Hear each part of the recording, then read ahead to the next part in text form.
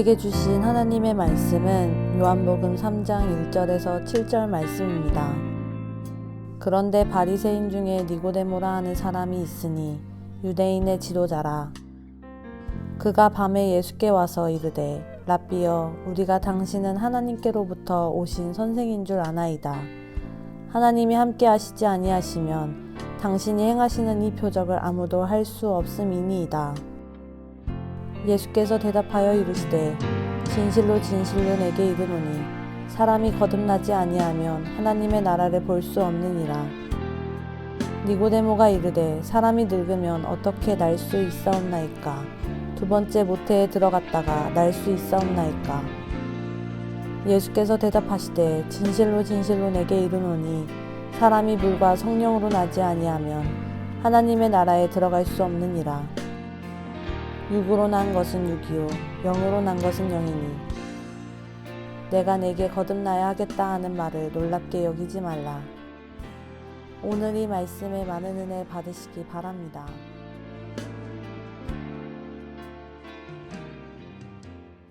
유대인들은 신앙에 대해서 여러 가지를 얘기할 때 랍비가 굉장히 중요한 그러한 역할을 차지합니다. 이것은 이제 유대인들이 이스라엘에만 모여 산 게 아니고 디아스포라 유대인들이 생기고 또 유대인들이 팔레스틴 지금의 지역으로부터 멀리는 이집트의 알렉산드리아에 이르기까지 흩어져 살게 되면서 유대인 공동체를 이제 형성해야 되는 구심점을 만들어야 하는데 그들이 생각한 것은 함께 모이는 곳이었습니다. 마치 우리 한인들이 외국에 나가면 신앙생활을 하지 않는 사람들도 서로 교제하고 또 함께 김치나 또 밥을 먹고 하듯이 신앙생활을 하지 않는 유학생들도 학교 근처에 있는 이제 교회를 찾아오게 돼 있는데요. 지금은 좀 달라졌지만 한 20년 전만 해도 교회에 가야 한국 사람들하고 교제하고 또 한국 음식도 얻고 정보도 얻을 수 있었기 때문에 일종의 삶의 이제 구심점 역할을 한 것을 우리가 잘 알고 있습니다. 그래서 랍비들이 굉장히 중요한 역할들을 중세나 근대에 이르기까지 이제 하게 되는데, 그래서 랍비들이 신앙이나 인생에 대해서 가르치는 여러 가지 재미있는 이야기들을 우리가 많이 알고 있습니다. 어떤 청년이 있었는데 조금 여러 면에서 부족한 사람이었던 것 같습니다. 어느 정도인가 하면 아침에 일어나면 자기 옷을 좀 순서대로 다 찾아 입기가 어려울 정도로 좀 어려운 사람이었는데, 이 청년이 한 가지 지혜를 얻게 되었습니다. 저녁에 순서대로 옷을 벗고 이제 모자부터 유대인들 꼭 모자 쓰는데요. 모자를 벗고 그 다음에 모자 앞에다가 종이로 모자라고 이렇게 적어 두었습니다. 또 윗옷을 벗고 재킷 이렇게 적고 바지를 벗으면 바지라고 이렇게 썼습니다. 순서대로 쭉 늘어놓는 거죠. 그래서 아침에 일어나면 종이를 먼저 찾아서 모자 이렇게 읽고 모자를 쓰고 재킷 이렇게 해서 윗옷을 입고 또 바지를 입고 신발을 입는 것까지 순서대로 하는 아주 정상적인 생활을 하게 되었습니다. 근데 어느 날 아침에는 이제 옷을 입고 이제 일하러 나가려고 그러는데 옷을 다 찾아 입었는데 옷의 주인인 나는 어디 있는가 이런 질문을 이제 하게 되었습니다. 모자도 입고 윗옷도 입고 또 바지도 입었고 신발도 있는데 옷은 다 찾아 입었는데 도대체 나는 어디에 있는가 이제 하는 질문을 하게 되었습니다. 내 옷은 다 있는데 나는 어디에 있는가 이런 질문을 하게 되었다는 거죠. 랍비가 이제 이 이야기를 들려주면서 우리 한 사람 한 사람이 모자도 쓰고 옷도 입고 바지도 입고 그날 일들을 하지만 정작 중요한 나 자신은 어디에 있는지를 사실은 잊을 때가 많고 모를 때가 많다 하는 이야기를 이제 하게 되는데요. 우리나라에서 70년대, 80년대 많이 읽혔던 말틴 부버라는 유대인 일종의 저술가의 인간의 길이라는 책에 있어서 굉장히 유명한 이야기입니다. 특별히 한국 사회는 굉장히 바쁘게 살아야 되고 경쟁적으로 살아야 하는 그러한 사회입니다. 아주 어린 아이들부터 시작해서 청소년기에도 청년기에도 나이가 들어서 가정을 이루고 결혼하고 또 아이들 키우고 하다 보면 은퇴할 때쯤 돼서야 순서대로 옷을 찾아 입지 않아도 되고 또 자꾸 질문하다가 내 자신은 어디에 있나 하는 질문들을 많이 하게 됩니다. 제 주변에 이제 직장을 이제 은퇴해야 되는 친구들이 점점 늘어나면서 그런 일들이 있습니다. 최근에 이제 저랑 가까운 친구 한 사람이 학교에서 교편을 잡고 가르치는 역할을 주로 했는데 사표를 내고 연구실을 정리하고 이제 두 번째 일을 준비하기 위해서 직장을 그만두었습니다. 직장을 그만두고 나서 근본적으로 계속 물어보는 것은 근본적인 질문들입니다. 나는 누구인가? 나는 과연 가치 있게 살아왔고 지금 가치 있는 사람인가? 나는 뭐 교회나 아니면 사회나 우리 가족 중에서 쓸모 있는 사람인가? 나는 오랫동안 함께했던 뭐 예를 들면 저 같은 친구들에게 좀 인정받을 수 있고 유익한 존재로 살아가는가? 이런 질문들을 이제 더 심각하게 하게 된다는 거죠. 신앙생활이란 어떤 것이냐 이렇게 물어보면 신앙생활은 하나님을 알아가는 것이다 하는 주제를 가지고 우리가 재수요일 함께 나눴습니다. 하나님을 알아가는 것이기 때문에 정말 한 말씀만 제게 하소서. 그러면 제가 하나님을 잘 알 수 있겠습니다. 또 그 하나님 안에서 나의 존재를 우리 인생을 좀 알 수 있겠습니다. 혹은 내가 걸어가야 될 길을 알겠습니다.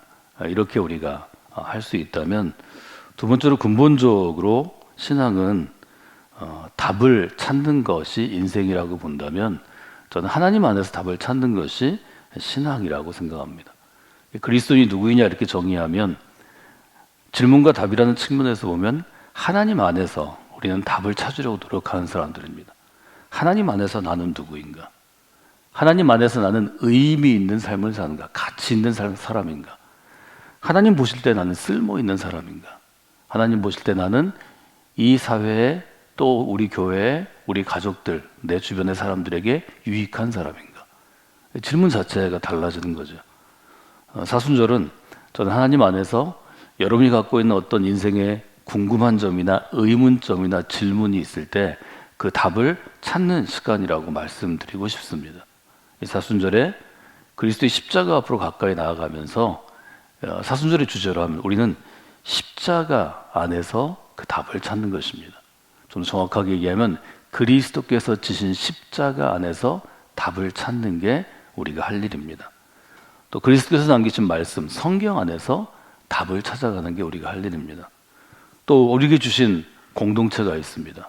가족 안에서, 믿음의 가족, 교회 공동체 안에서 답을 찾아가는 것이 이 사순절 우리가 걸어갈 길입니다.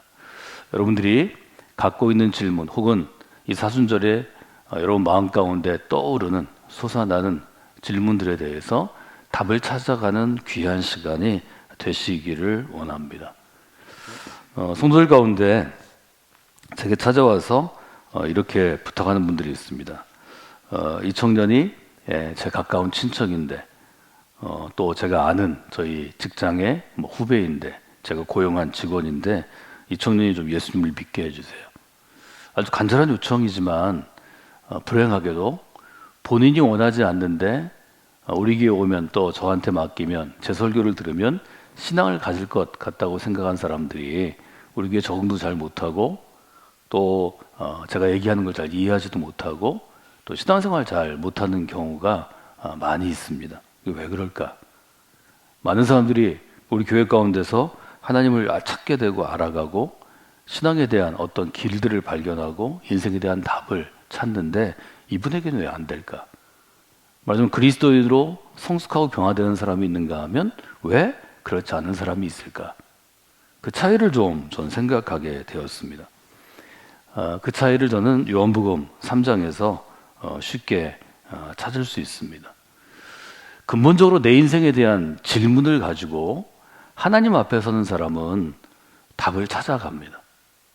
근본적으로 내 인생에 대한 질문을 가지고 그리스도 안에서 답을 찾기를 원하는 사람에게는 하나님이 거절하지 않으십니다. 근본적으로 내 인생에 대한 질문을 가지고 성경 안에서 답을 찾기를 원하는 사람에게는 하나님이 길을 열어주십니다. 제가 여기서 얘기하는 것은 딱 떨어진 어떤 정답을 의미하는 게 아닙니다. 그 사람의 인생의 수준, 지성의 수준, 인격의 수준, 또 믿음의 수준 안에서 그 상황에 맞는 답을 찾도록은 하나님이 인도해 주십니다. 그런데 근본적으로 내 인생에 대해서 내가 누구인지, 내가 어떻게 살아야 가치 있게 살아가는지, 내가 어떻게 해야 쓸모 있는 사람이 되는지, 내가 어떻게 해야 다른 사람에게 유익하거나 혹은 선한 존재가 되는지에 대한 근본적인 자기 질문이 없이는 답은 찾아오지 않습니다. 제가 좋아하는 성경 구절 가운데 성경을 처음에 읽을 때 여러분 잘 지도하셔야 되는데 뭐 처음부터 끝까지 읽어라, 창세기부터 요한계시까지 읽어라 이렇게 얘기하시는데요. 그렇게 하면 그 사람 절대로 성경 끝까지 못 읽습니다. 창세기 1장에서 제가 제일 좋아하던 구절은 하나님께서 하나님의 형상대로 사람을 창조하시더라가 아니었습니다. 창세기 1장을 성경 읽기 위해서 수십 번 1장부터 시작하잖아요. 1장 31절에 보면 이렇게 되어 있습니다. 하나님이 지으신 그 모든 것을 보셨다. 하나님께서 보시니 심히 좋았더라. 근본적으로 저는 한국 사회에서 태어나고 경쟁 심한 사회에 살아가고 어린 시절부터 집을 떠나서 살아가면서 인생이 별로 즐겁지 않았습니다. 인생이 별로 좋아 보이지 않았습니다. 뭐 그건 제가 인생이 좋아 보이지 않으니까 교회 가도 마찬가지고 믿는 사람을 봐도 마찬가지고 하나님을 향해서도 제가 말하자면 찌그러진 마음을 갖고 있었습니다. 점점 자라나면서 성경이 제 마음속으로 파고 들어올 때, 제가 하나님이 성경을 통해서 말을 걸어 오실 때 제게 제일 좋았던 것은 하나님이 지으신 모든 것을 보시니 하나님 보실 때 참 좋았다 하는 것이었습니다. 그때는 주석을 찾지 못했기 때문에 좋았더라 하는 것이 어떤 의미인지 모르지만 우리가 어떤 것을 보고 좋을 수 있잖아요.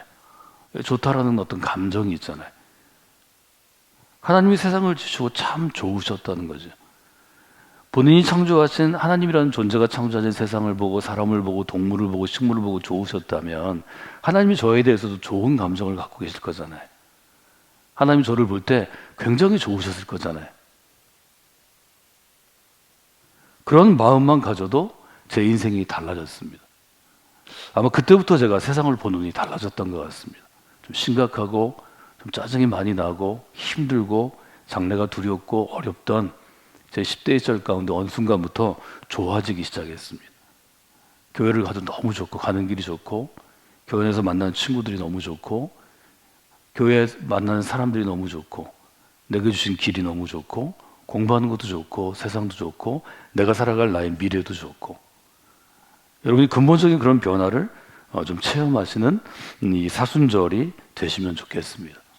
말하자면 근본적인 질문을 품고 성경 앞에 서면 성경을 통해서 하나님이 말씀하십니다. 이 사순절의 십자가처럼 근본적인 질문을 품고 매일 새벽에 여러분들이 십자가 앞에 서면 여러분들이 소리내서 기도하지 않아도 간절하게 울면서 기도하지 않아도 우리 함께 말씀을 나누고 여러분이 짧은 시간이 아니라 좀 길게 앉아보십시오. 한 30분 십자가만 바라보며 앉아 계시면 하나님께서 그리스도의 십자가를 통해서 여러분에게 무엇인가 말을 하시거나 대답하시는 부분이 있습니다. 스스로 깨달아지는 부분이 있습니다. 저는 이것이 신앙에 있어서 아주 좋은 분이라고 생각합니다. 저는 이 창세기 말씀을 통해서 하나님은 세상을 향해서 근본적으로 선한 뜻을 갖고 계시고 선한 마음을 갖고 계시고 그래서 나에게 생명을 주시고 우리에게 생명을 주셨기 때문에 이 세상을 선하게 이루어 가시고 만들어 가시고 이끄시리라는 경영하시라는 믿음이 생겼습니다. 그 다음부터는 신기하게도 미래에 내가 어떤 직업을 갖고 살 것인지 공해 때문에 저희 때는 공해가 너무 심한 문제였는데요. 후진국이었던 우리나라가 공해 때문에 망하지는 않을까. 내가 공해로 된 잘못된 이 물과 흙 속에서 나란 과일이나 채소를 먹고 내가 이상한 장애를 갖지 않을까. 뭐 이런 두려움으로부터 훨씬 더 자유롭게 되었습니다. 요한복음 3장은 우리가 잘 아는 한 인물이 예수님을 찾아옵니다. 3장 중에 제일 중요한 게 3장 1절이라고 저는 생각합니다. 3장 1절에 보면 니고데모가 누구인지에 대해서 세 가지 단어가 확실하게 알려줍니다. 즉 니고데모라는 존재, 니고데모라는 인물이 어떤 인생을 사는지를 알려줍니다. 첫째는 바리새인입니다. 두 번째는 유대인의 지도자라, 유대인의 리더십입니다. 세 번째는 이스라엘의 선생이라 이렇게 쓰여 있습니다. 이 세 가지가 굉장히 중요한 니고데모의 리더십을 알려줍니다. 바리새인 유대인의 지도자는 1절에 여러분 10절을 보시면 니고데모에게 이스라엘의 선생이라고 이야기합니다. 바리새인이라는 것은 그에게 신앙에 대한 종교적인 힘이 있었다는 것입니다. 유대인 중에 바리새인 하면 전체적으로 보면 정통 바리새인은 뭐 10% 혹은 13% 뭐 얘기하는데요.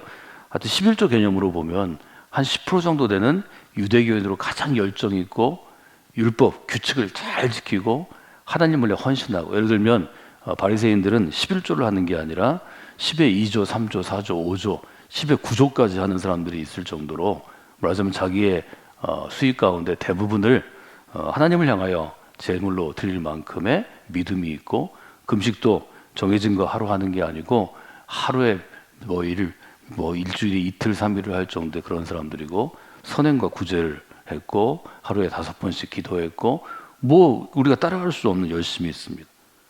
니고데모는 종교적으로 부족함이 없는 사람이었습니다. 니고데모 유대인의 지도자였습니다. 많은 신학학자들이 유대인의 지도자는 유대의 최고 기관 사네드린 회원이었다. 사네드린은 유대교를 대표하는, 지금으로 얘기하면 뭐 국회라고 그럴까요?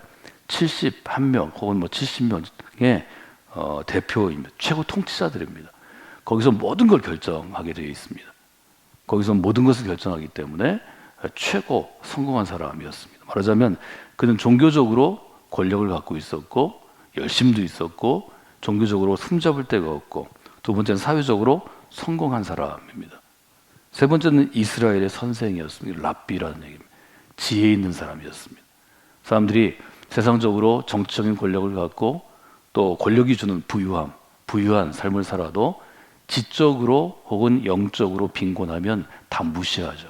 저 어떻게 때도 없는 벼락부자야. 저 자식은 저 어떻게 해가지고 국회의원이 돼가지고 힘만한 무식한 놈이야. 그러나 그 사람이 다른 사람에게 지혜를 줄 만큼 랍비가 된다면 이것은 존경할 만한 일이죠. 니고데모는 유대인으로서는 부족함이 없는 사람이었습니다.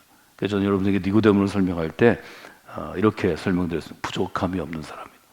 인생에 더 이상 이룰 것도 없고 더 이상 갈 데도 없고 성공할 것도 없었습니다. 그런데 그 니고데모가 질문을 품게 되죠. 저는 이 점이 아주 중요하다고 생각합니다. 왜 요한복음에서 예수님이 첫 번째로 만난 사람이 니고데모일까? 왜 요한복음은 니고데모라는 부족함이 없는 이스라엘의 종교적으로는 완벽하고 세상적으로는 출세한 사람이고 거기다가 지혜까지 있어서 모든 사람의 존경을 받을 만한 균형 잡힌, 제가 얘기하는 지성과 영성과 감성이 균형 잡힌 한 이스라엘 사람이 왜 예수님을 찾아올까? 그것은 뭘 얘기하나요? 부족함이 없는 사람에게도 예수님은 필요한 존재라는 것입니다. 부족함이 없는 존재에게도 예수님을 통해서 주시는 하나님의 구원의 길이 필요하다는 것입니다. 이것 때문에 여러분 교회가 있는 것입니다. 교회가 대한민국의 지성을 대표할 수 없습니다. 대한민국에서 가장 지성 있는 사람들이 교회에 꼭 있을 필요도 없습니다. 교회가 대한민국을 대표할 만한 리더, 뭐 기업가가 됐든 대통령이 됐든 아니면 이런 사람이 없어도 상관없습니다. 교회가 선하게 사는 사람이 없어도 상관없습니다. 어떤 사람이 세상에서 부족함이 없을지라도 하나님 앞에 섰을 때 그의 영혼의 문제 혹은 삶과 죽음의 문제, 우리가 십자가와 연결짓는 구원의 문제에 대해서는 누구나 부족한 것입니다. 그래서 요한복음 3장 1절은 부족함이 없는 사람이 2절에 밤에 예수님을 찾아왔다 이렇게 쓰고 있습니다. 이게 제일 중요한 내용이죠. 우리는 여기서 거듭남의 교리를 계속해서 찾고 강조하지만 저는 이 점이 중요하다고 생각합니다. 여러분, 교회는 어떤 시대, 어떤 도시, 어떤 사람들 가운데서 반드시 존재해야 합니다. 왜냐하면 부족함이 없는 인생이 영혼의 문제에 막다뜨렸을 때, 여러분 니고데모가 구원받는 길을 몰랐을까요? 유대교 율법을 제일 잘 지키는 사람 중에 하나였습니다. 구원받는 길을 몰랐을까요? 구원의 길을, 토라를 강의하고 설교하고 설명할 수 있는 사람이었습니다. 그가 예수님께 찾아왔다는 얘기는 그가 갖고 있는 지식과 경험과 세상의 성공이 그의 영혼의 갈증을 만족시키지는 못했다는 것입니다. 그래서 그는 밤에 예수님을 찾아옵니다. 밤에 찾아온 거에 대해서는 다른 사람이 볼까 봐 찾아왔다 이렇게 얘기하는데요, 학자들은 그렇게 얘기하지 않습니다. 두 가지 이유가 있는데, 하나는 랍비들이 밤에 진지한 대화를 주로 나눈다는 것입니다. 그래서 말하자면 유대인의 랍비, 유대인의 선생, 이스라엘의 선생인 니고데모가 새로운 영혼의 길을 여는 예수라는 또 다른 랍비를 찾아와서 진지하게 대화하기를 원했다는 것입니다. 또 하나는 요한복음이 갖고 있는 신학적인 의미인데요. 요한복음은 빛과 어둠을 나눈 이분법적인 구조를 갖고 있습니다. 그래서 유대교라는 어둠에 속해 있던 니고데모가 밤에 빛을 찾아서 예수님께 나왔다. 이걸 상징적으로 보여준다는 것이 요한복음을 연구하는 우리가 얘기하는 신약 학자들의 지적입니다. 이런 신학적인 지식이 없이는 그냥 남의 이목을 무서워서 이목을 속이기 위해서 예수님 찾아온 게 자기한테 창피해서 밤에 찾아왔다 이렇게 얘기하기 쉬운데요. 저는 두 번째와 세 번째가 훨씬 더 근거가 있다고 생각하는 사람입니다. 진지하게 대답하고 진지하게 질문합니다. 예수님께서는 니고데모와 대화할 때 그의 속마음을 아시고 영혼의 문제를 아주 굉장히 극단적으로 혹은 아주 꿰뚫어서 얘기하십니다. 3절에서 예수님이 얘기하시죠. 진실로 진실로 내게 이르노니 사람이 거듭나지 아니하면 하나님 나라를 볼 수 없다. 이때 거듭나는 것은 무엇을 얘기하나요? 우리가 회심해서 새로운 삶을 얻는 것이라고 우리의 교리는 정리하고 있습니다. 거듭남이란 위로부터 태어나서 새로운 존재가 되는 것이라는 뜻입니다. 이 땅으로부터 태어난 존재들이죠. 우리는 땅과 육신으로부터 부모의 육신으로부터 태어난 존재들인데 이 거듭남은 하늘로부터 태어난 새로운 존재가 되는 것입니다.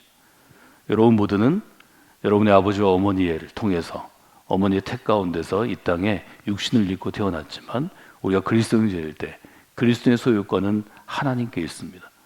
그래서 우리는 하늘로부터 위로부터 태어난 존재가 되는 것입니다. 그것만으로도 여러분은 이 땅 가운데 선한 존재로 살아가실 수 있습니다. 거룩한 존재로 살아가실 수 있습니다. 오늘도 우리는 우리의 부족한 문제, 우리의 부패한 심성으로 죄를 저지를 수도 있고 실수할 수도 있고 남에게 상처를 줄 수도 있고 잘못된 일을 할 수도 있지만 그러나 다시 일어나 거룩함을 회복할 수 있습니다. 그것은 나의 노력이 아니고 내가 갖고 있는 능력이 아니고 하나님이 우리를 위로부터 거듭나게 태어나게 하셨기 때문입니다. 성경은 이 근본적인 변화를 가장 중시합니다. 유대교 율법은 아래로부터 율법의 조항들을 지킴으로 하늘로 올라가는 것입니다. 하나님께서는 그리스도를 통해서 율법의 근본 정신은 땅으로부터 하늘로 올라가는 것이 아니고 하늘로부터 새로운 존재가 되어 땅에 내려오는 것이라고 알려주시는 것입니다. 이것이 우리 신앙 가운데 굉장히 중요합니다. 우리 모두는 하나님에 의해서 새로운 변화를 받아야 합니다. 저는 이것을 여러분에게 새로운 퍼스펙티브, 뉴 퍼스펙티브라고 말씀을 드렸습니다. 바울은 여기에 매료당한 것입니다. 바울은 율법의 선생이었지만 유대교를 대표할 만한 지성적인 율법학자로 자라나는 중이었지만 바로 이 새로운 퍼스펙티브에 매료당하여 그리스도의 십자가 앞에 무릎을 꿇고 그분 앞에 자신을 드린 것입니다. 여러분이 그런 분명한 생각과 깨달음이 여러분에게 있기를 원합니다. 여기 보면 니고데모가 굉장히 좀 무지한 것처럼 보입니다. 4절에 니고데모가 또 묻습니다. 사람이 늙었는데 어떻게 어머니의 태중으로부터 다시 날 수 있습니까? 이것은 니고데모가 어떻게 무지하다든지 이런 이야기를 하는 게 아니고 우리에게 거듭남이 무엇인지를 분명히 알려주는 것입니다. 니고데모는 너무 진지하게 예수님께 다가갑니다. 저는 이 점을 높이 평가해야 한다고 생각합니다. 그래서 저는 오늘 여러분에게 진지한 질문 앞에 서는 사람에게 하나님은 구원의 기회를 주신다는 점을 분명히 아시면 좋겠습니다. 여러분, 서순절은 우리가 진지한 질문 앞에 서는 시간입니다. 제가 말씀드린 모든 것들이 사실은 반복되는 성경의 교훈이고 제가 여러분과 계속해서 나누는 교훈이지만 2014년 사순절에게 여러분 각자의 상황이 다릅니다. 저도 다릅니다. 저도 이 사순절에 제가 품고 있는 질문이 작년과 다르고 10년 전과 다릅니다. 그래서 제가 품고 있는 질문을 가지고 저는 예수님의 답을 십자가 안에서 찾으려 하는 것입니다. 오늘 제가 여러분과 나누고 있는 신앙의 주제, 신학적인 주제의 첫 번째는 그리스도인이 품고 있는 질문은 하나님이 답하신다입니다. 저를 따라서 하실까요? 질문에는 답이 있습니다. 그리스도는 어떤 사람인가 하면 쉽게 말하면 성경에서 답을 찾는 사람들입니다. 제가 하는 일이 그것이죠. 우리 가운데 있는 어떤 욕심의 문제, 갈등의 문제, 전쟁의 문제, 죄의 문제, 넘어지는 실수의 문제를 저는 성경 쪽에서 찾아서 오늘 우리의 스토리와 함께해서 여러분과 함께 나눕니다. 사순절은 성경에서 답을 물론 찾지만 근본적으로 질문하자면 그리스도의 십자가에서 답을 찾는 것입니다. 여러분 이 사순절에 그 답을 찾는 분들이 되시기를 원합니다. 그래서 예수님은 질문을 품고 하나님께 나아올 때 세 가지 얘기하셨죠. 구하는 사람이 되어야 한다. 구하면 주실 것이다. 찾는 사람이 되어야 한다. 찾으면 찾게 하실 것이다. 두드리는 사람이 되어야 한다. 두드리면 하나님께서 얻게 하실 것이다. 이것이 우리가 신앙생활하는 자세지 않습니까? 구하라, 찾으라, 두드리라. 저는 우리 교회가 어떤 교회가 되기를 원하는가에 대해서 창립 30주년을 맞는 시간에 여러분에게 12년 전에 이렇게 말씀을 드렸습니다. 저는 우리 교회가 어떤 사람이든 우리 교회에 오면 니고데모가 예수님 앞에 가진 것처럼 진지한 질문 앞에 서게 하는 교회가 되기를 원합니다. 이렇게 말씀을 드렸습니다.